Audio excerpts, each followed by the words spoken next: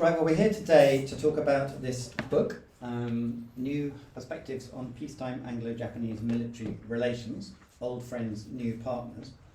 And we have three experts to talk about it, so I better not take up too long, but I will just briefly introduce the three of them in the order they are going to speak.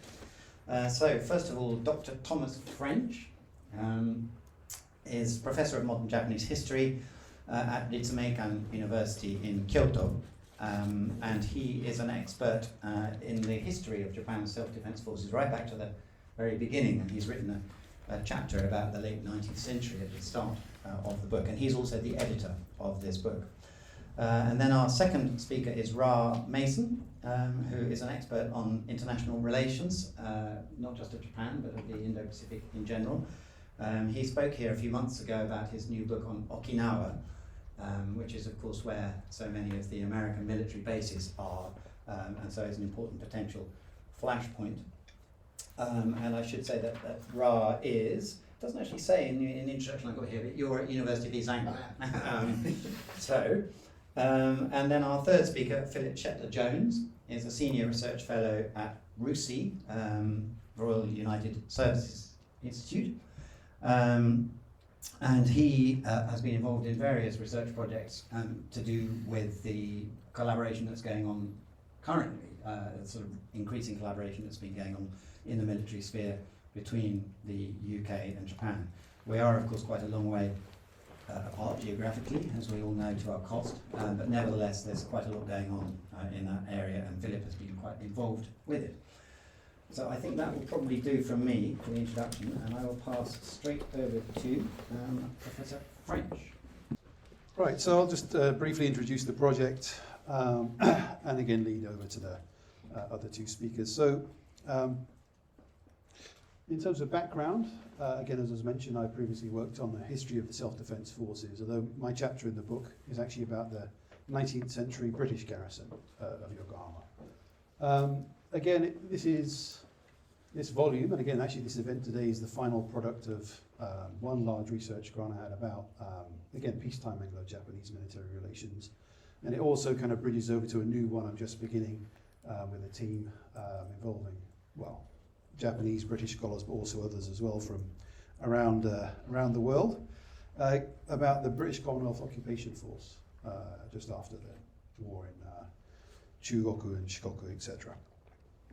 So the contents of the book, obviously Philip and Ra are going to talk about their contributions and the content of their chapters, but there are multiple other ones, of course, beforehand, including my own, which we won't directly talk about unless you want to ask questions about such, but covering, as we said, the British garrison, the Boshin War, British involvement in that, British engagement in the kind of late 19th century, early 20th century over kind of diplomacy and image formation and Japan's legitimization as a great power. Again, chapters about the post-war war crimes trials, also the British Commonwealth Occupation Force as well, and the military connections during the post-war period up to Brexit. So again, if you want to hear a bit more about the content of those, feel free to ask in the Q&A. So why do we do this project? Well, recent weeks, of course, we've seen anniversaries, of course, very significant ones. VJ Day, as we might call it in this country, of course. Again, indicative in terms of the different treatments of that anniversary in different countries, of different perspectives, different views, different narratives being pushed by different countries, of course, in the region. Identity, of course, being involved, being formed, being projected. Again, regime policy support also being kind of mobilized through the usage of the past. That being put out, paraded, as it were, as part of this recent event in Beijing, of course. So I thought, again, it would be an interesting idea to examine the kind of UK side of this as well, obviously not directly connected to the VJ Day anniversaries, but increasing UK-Japan defence cooperation in recent years, of course, as the two other speakers go into a lot of detail about, and comments in the media, particularly in Japan, about a new Anglo-Japanese alliance, or echoes of the past, or, again, reference to the past being brought up, sort of triggered an idea of looking back at peacetime military connections and if they had any relevance to the present, whether they can be considered or useful or have any kind of links, and of course to examine some of those on their own merits as underexplored or how should we say, areas of history that could do with a kind of re-examination. So some of the common themes, I'll be as quick as I can through some of these. So the limits of history as a policy tool, again, the importance of the UK in Japan's modern history, the importance of mid-tier actors in maintaining, sustaining, developing relationships, personal ties and connections linked to that, and of course image formation and identity. The first one, again, pains me to a degree, being principally a historian, to argue against the value of history in a sense, but drawing connections between very different eras, very different time frames, again, very different contexts in terms of society, culture, of course, international system, politics, results in misinterpretation, mistakes. So it's a bit of an error to draw too many direct parallels between these different eras that we looked at, but there are some, if we want to do so, general principles we can draw from such. So, of course, the importance of UK-Japan links and mid-tier actors here. So the UK is, of course, a central, really important player inside of modern Japanese history, really up to the 30s, as important, if not more important, for many of the decades before that than, of course, the United States. And that's, I think, still obscured. And sadly, the decline of elements of Japanese studies in this country, the dominance of US perspectives, back projection of US current dominance, it obscures a lot of that. So that was one of the key themes we like to kind of emphasize in this volume. Another was to do with mid-tier actors. They might be within organisations, or again the UK after, of course, the war, reduced somewhat in stature, but still a very important player, influencing the relationship, both middle out, as in upwards to the elite level and down to the grassroots as an occupying power, or in other forms of relationship. Connected to that, the personal ties, also really important. The basic substructure of the relationship.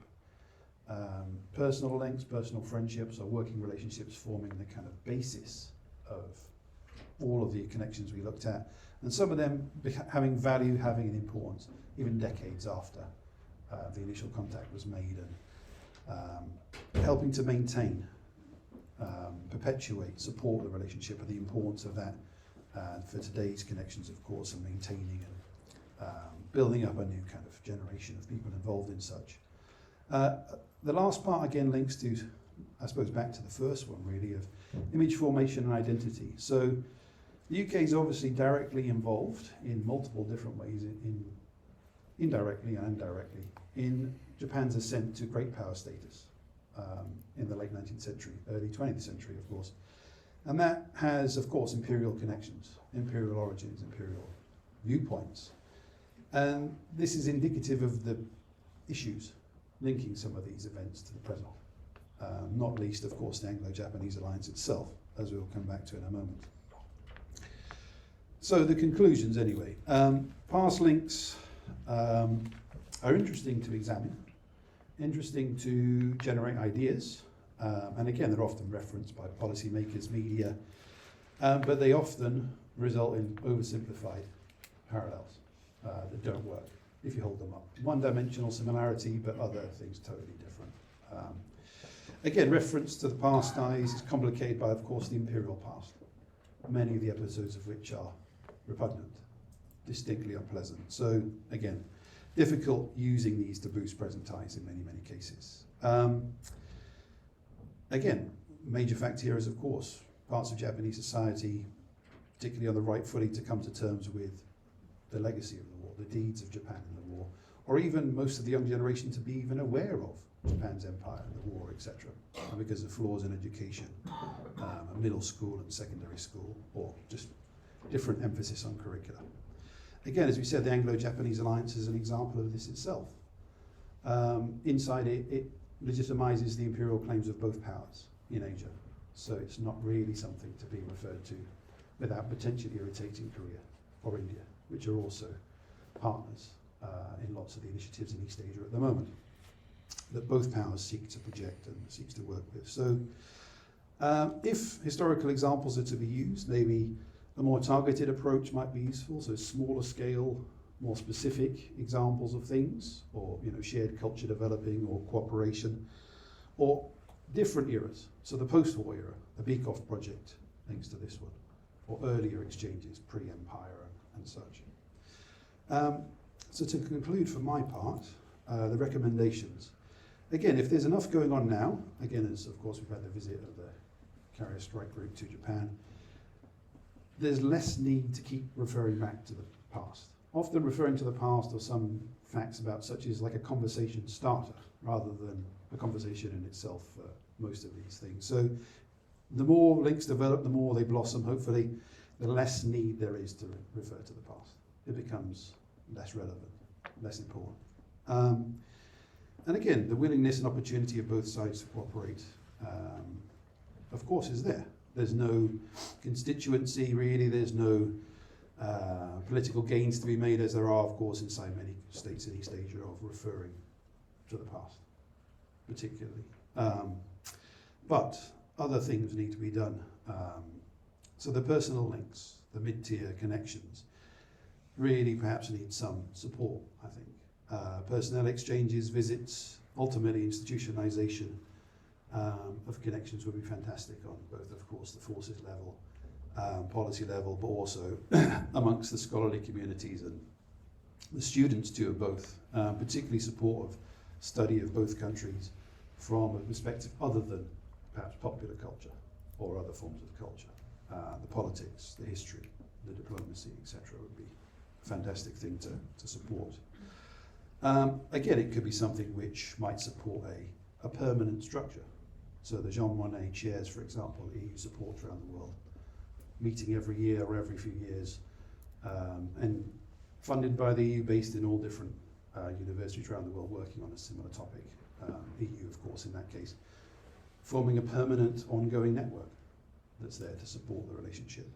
And again, finally, of course, to conclude my section, of course, it's fundamentally important not to ignore or forget history, but to focus on, again, in the words of the Sainsbury's Institute, remembrance, commemoration and reconciliation, ideally, going forward.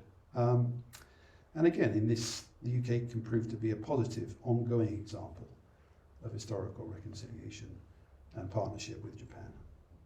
So I'll leave it there. So thank you very much.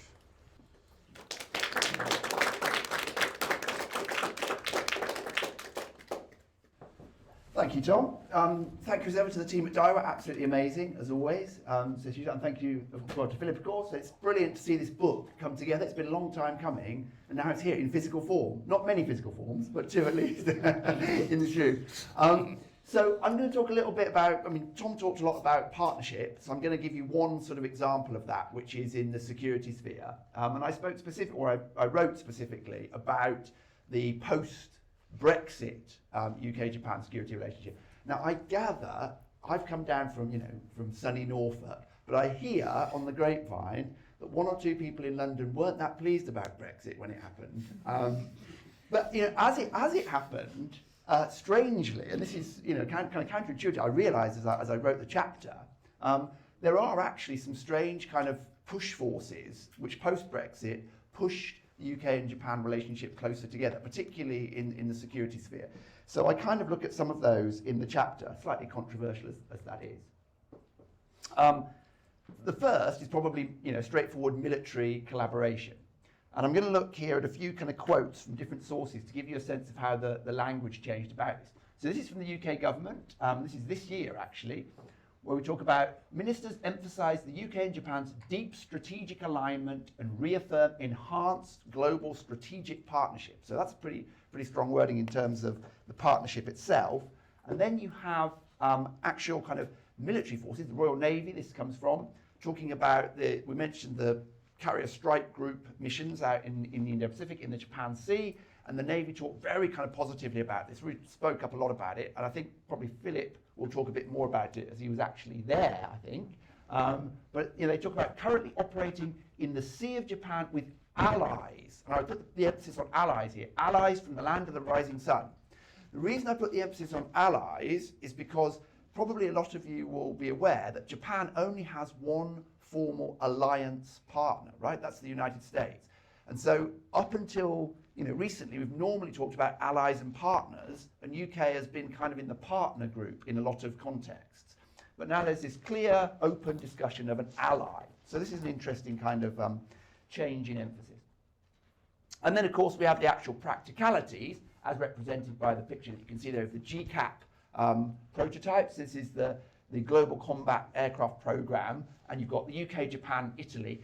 And the interesting thing here is that the programme not only is a flagship project which sort of goes against the US domination that Tom mentioned, but also within that project we've now seen, this is GCAP itself, or those representing it, talking about a transition from national contracting to fully integrated international collaboration.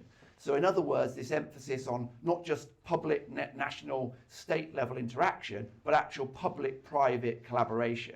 So again, a very significant transformation. And I think, if we think, maybe I'm kind of over-egging it a little bit, but if we think of the basis that, for example, the EU is founded on, of integrating German and French industries as well as national governments, this has some kind of echoes of that. Okay, the next sector, if I look at three sectors, all academics like threes. So three sectors. The second one is AI and cybersecurity. And in this sphere, there's a few interesting observations. One is the fact that UK funding bodies are actually trying to promote collaboration between the UK and Japan. So we've recently had this £6 million research bid. So for us, those of us that are in universities, that's quite a lot of money. It doesn't maybe sound like that much at the national level, but it's opening up a large pool of money for actors on the UK and Japan side to actually collaborate on AI and cyber. That's pretty significant, I think, because it's not just encouraging it, it's providing the means to do that. And so that call has just closed, but it's gone out through UCRI, which is the main government funding body for universities in the UK. And, to quote my colleague here, in a co-author paper, think tanks like RUSI are talking about momentum, enthusiasm, and opportunity. And I think that paper was co-authored between three of you. So we can ask Philip later whether he wrote momentum, enthusiasm, or opportunity. I've got my own thoughts about which it might be, but we can double check that. But this is true. It shows you a sense of how the general consensus is that there is positive direction here on both sides. And then if we look at the embassy level, the diplomatic exchanges on this, also very positive. This goes all the way back. The chapter itself looks at going back as far as the Cameron administration, and then later on the Japan side, the Kishida administration, in terms of their pushing of this in different ways. But this is from this year, ministers' meeting, talking about greater collaboration between UK and Japan being essential as cyber attacks becoming increasingly sophisticated. So this is important because it's kind of painting this picture, right? This narrative that there's big bad world out there that we all know about. That's the AI-filled world of sudden kind of technological transformation, and the UK and Japan are going to be partners in fighting against the evil that's out there. And I think that narrative is something which we see in a lot of fields. So pretty interesting in that respect as well. Okay, the final area, which obviously links very closely to that, is information sharing. And there's been some key changes, actual wording changes here. If we look at the 2023 Hiroshima Accord, this was on the side of the Hiroshima G78 summit as well, where the UK and Japan had this special agreement. And myself and again colleagues have been involved in discussions since then at the government level or with government partners who are talking very much about how that can be translated into concrete changes on the ground. So information sharing is obviously the key to any kind of security cooperation, right? We're not just talking about military exercises, we're also talking about different kinds of agreements. So, there's all kinds of things, not just in terms of military, but in terms of technology, in terms of industry, areas where traditionally national governments would want to protect their information very tightly and not share that with anyone.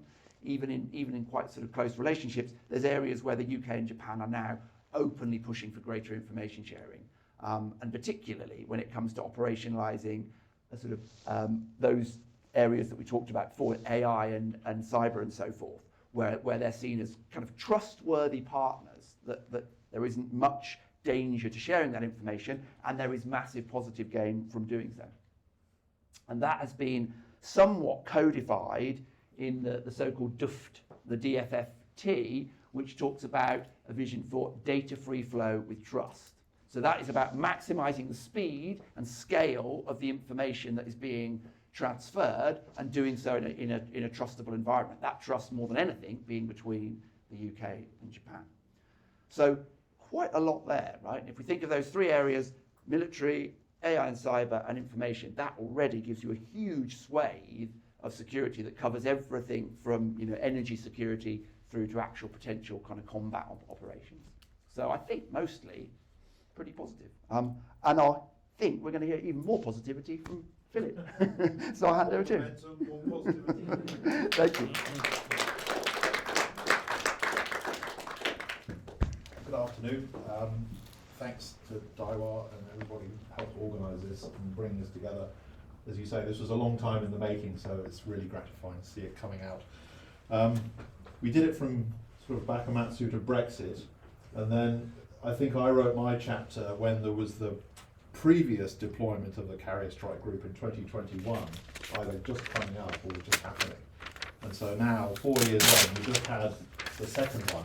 So some of my remarks now are sort of in reflection of just having come back from doing a conference on board the carrier, where you could really pick up a bit the zeitgeist and the sort of language and sentiment that was in the air there. So I think that might be an interesting thing to reflect on. So from cups of tea with the ambassador to a gathering on the deck of, sorry? Okay. This is a photograph taken when HMS Prince of Wales was in Yokosuka, I think. And as you can see, there's a nice lineup of important people, including the Prime Minister of Japan, Defence Minister to his right, our ambassador to his left, and I think that's the US ambassador to our ambassador's sort of left. So this was very much a demonstration of the contemporary sort of prominence of the UK-Japan relationship, but also was consciously framed in a wider sense, which was Britain leading a sort of multinational carrier group. The positive way of looking at that was it's a larger community of common interest than just the two countries, UK and Japan. The critic would say it's because we don't have enough ships and aircraft of our own to fill a complete carrier group, so we're very lucky to have friends and allies to come together. And so I think the presence of the US ambassador is slightly noticeable, because there was also a report in one of the newspapers here saying that a senior member of the Trump administration had asked if we could turn the carrier around and bring it back, because we should really be focusing all our attention on European security and not sending our ships off to the other side of the world. So the fact that the US ambassador is smiling away there suggests that that may not be completely representative of the US outlook. So the comeback is the title of my chapter, referring to the sort of previous alliance, or referring to earlier periods where we didn't have much defence cooperation, peacetime or otherwise. And then I also was interested in this idea of a new kind of alliance, which was an expression that's been used a lot. I came across it used in a speech by an ambassador of Japan to the UK around 2011 or 2012, I think, in a speech at Portsmouth, where, and it sort of made me wonder what could we understand by a new kind of alliance. So these two pictures very much, I think, for me, sum up the spirit of the communication around our carrier strike group visit. Britain and Japan sort of coming together on a naval theme, which has always historically been a very important format for our relationship. The relationship of our Navy and the Japanese Imperial Navy was very close from the beginning. Our industry was very involved in providing and building the ships, which sort of powered Japan's rise as a regional power, including, of course, the Mikasa, the flagship of the fleet that beat the Russians, and so on. So that's all very warm stuff. And here you have, as you can see, British Royal Navy and Japanese Self-Defense Force, looking in the sort of Top Gun sort of spirit of flight jackets and helmets and being on a carrier. So it made me wonder, as the Hiroshima Accord says, our partnership stands at a turning point in history. Well, turning from what into what? Are we turning into something more like a wartime alliance? from what had earlier been, I think, described more as a peacetime partnership. So what kind of turning point could we be in? According to Xi Jinping and Vladimir Putin, it's a period of great changes unseen in a century. And so a lot of people interpret that to mean it's a turning point between an American-led world order and something else, maybe a multipolar world order. For me, multipolarity has always been a bit confusing. I listened to a speech by the Philippines defense minister last week in Korea, and he said he was very worried about multipolarity because it sounds like a sort of neo-imperialist order where you have poles who have privileged interests and you have all the other little countries around them who perhaps have subordinate interests, and that wasn't very good for countries like the Philippines. So multilateralism was a better scheme than multipolarity. So what of our alliance in that context? And then going back to this other point, alliance again, are we in an alliance in the loose sense that we recognise each other's interests, we might support each other if we get into trouble, or are we in the alliance in the strict sort of high-level NATO sense, which is a legal, formal commitment to consider an attack on one an attack on all? I think there's a bit of sort of loose language about alliance. I mean, as you said, we in the UK now, formally in our government statements, we've started to say Japan is our security ally. I notice on the Japanese government side, they're still saying security partner. So that's curious, I think, if there is a difference, either choice of language or there's a different intent behind that. But as we mentioned, the Global Combat Air Programme, that's designed not just as the sort of ceiling of our achievement, but the floor of our achievement on industrial cooperation in defence. So the idea is that lots of other projects will come out of the trust and the institutions built to create the underpinning for GCAP. So it's the beginning of a much wider defence industry collaboration, and maybe not just between the UK and Japan, but between not just Italy, but then further countries that might join the GCAP group. And then you've got an implication there, there's a codependence. Once you have these aircraft operational, you're in the same supply chain when it comes to replacements. If there is a war and there are losses, you're in the same sort of community who can fill those gaps. So I think there you get to think about when you have a peacetime partnership and it's very deep in things like industrial production, do you create expectations or dependencies which you don't really think about because you're hoping there won't be a war and you're not maybe thinking about war, but if you get into war, you suddenly discover you're actually committed without having had a sort of broader national conscious conversation about that.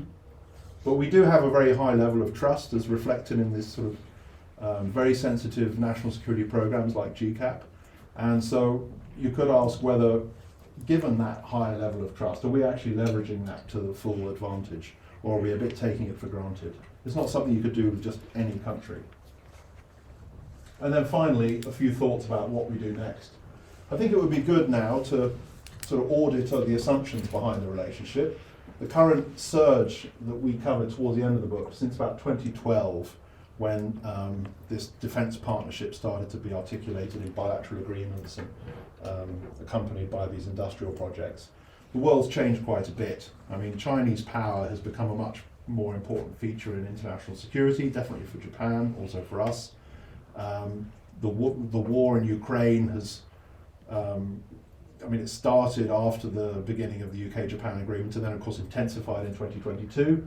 That's brought back Russia as a sort of connecting object between our security in Europe and Japan's security. Japan is sending, for the first time, air self-defense forces F-15 jets in the next week or two to exercise not just in the US and Canada, but in the UK and Germany. So you have Japanese aircraft flying in NATO airspace doing some kind of exercise. So there is a sort of reciprocal aspect of this relationship. It's not all like just us going there. So I think we need to perhaps more consciously set the strategic course.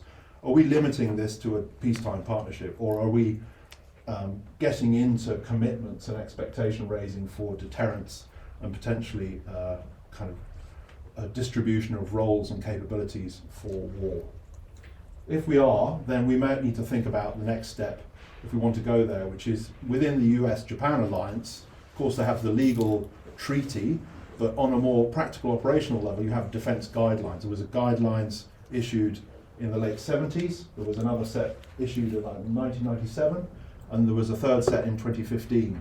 And that's more descriptive of who does what in a more wartime scenario. So if we are getting into that kind of relationship, I think perhaps that's a good template to use to think about what roles we would respectively play in each other's security. So I think I'll stop there because I want to leave good time for questions and discussion. Is that all right? Yeah, sure. Yeah.